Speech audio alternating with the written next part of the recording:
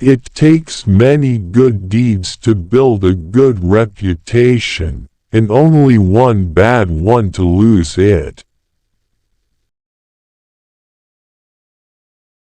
Remember not only to say the right thing in the right place, but far more difficult still, to leave unsaid the wrong thing at the tempting moment.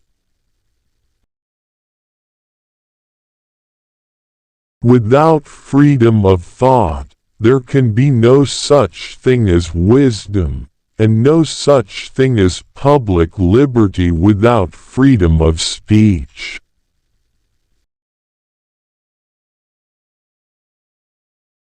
I am for doing good to the poor, but I differ in opinion about the means. I think the best way of doing good to the poor is not making them easy in poverty, but leading or driving them out of it.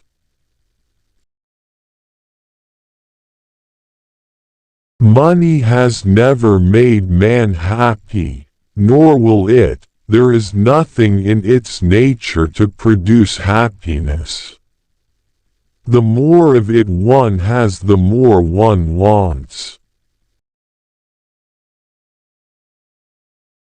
I wake up every morning at 9 and grab for the morning paper. Then I look at the obituary page. If my name is not on it, I get up. It is the eye of other people that ruin us.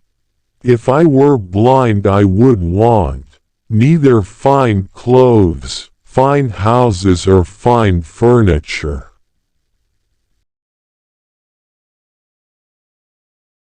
Your net worth to the world is usually determined by what remains after your bad habits are subtracted from your good ones. In my youth, I traveled much, and I observed in different countries that the more public provisions were made for the poor, the less they provided for themselves, and of course became poorer. And, on the contrary, the less was done for them, the more they did for themselves, and became richer.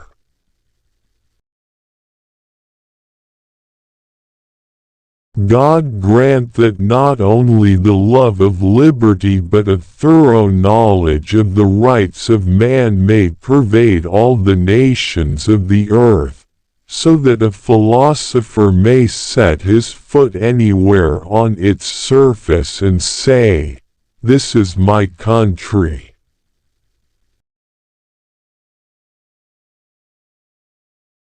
There are two ways of being happy. We must either diminish our wants or augment our means. Either may do. The result is the same, and it is for each man to decide for himself and to do that which happens to be easier. There is no kind of dishonesty into which otherwise good people more easily and frequently fall than that of defrauding the government. For having lived long, I have experienced many instances of being obliged, by better information or fuller consideration, to change opinions, even on important subjects, which I once thought right but found to be otherwise.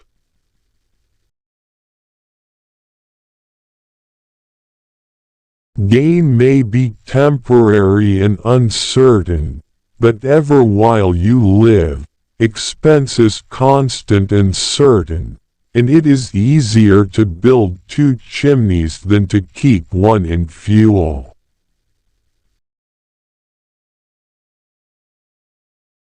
For my own part, I wish the bald eagle had not been chosen the representative of our country. He is a bird of bad moral character. He does not get his living honestly. We are more thoroughly an enlightened people, with respect to our political interests, than perhaps any other under heaven. Every man among us reads, and is so easy in his circumstances as to have leisure for conversations of improvement and for acquiring information. Those disputing, contradicting, and confuting people are generally unfortunate in their affairs. They get victory, sometimes, but they never get goodwill, which would be of more use to them. I have never entered into any controversy in defense of my philosophical opinions. I leave them to take their chance in the world. If they are right, truth and experience will support them. If wrong, they ought to be refuted and rejected. Disputes are apt to sour one's temper and disturb one's quiet.